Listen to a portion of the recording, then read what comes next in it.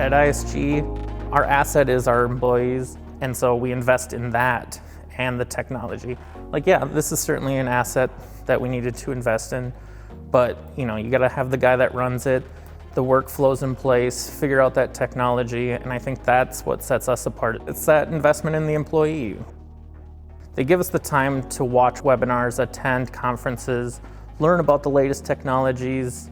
Not only that, but they give us the time to figure them out, figure out the workflows, to be more efficient, because they know that that's important, and that's one of the coolest things.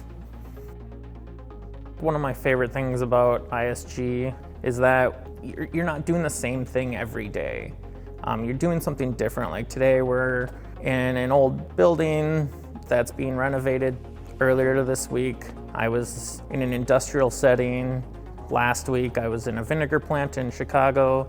So you get to travel, you get to work on a wide variety of different projects, and you get to really put your critical thinking to use. You get to really problem solve. So if you like to solve problems for people, that's what our industry does, because we're able to use the technology that we have to see those issues before they're even an issue.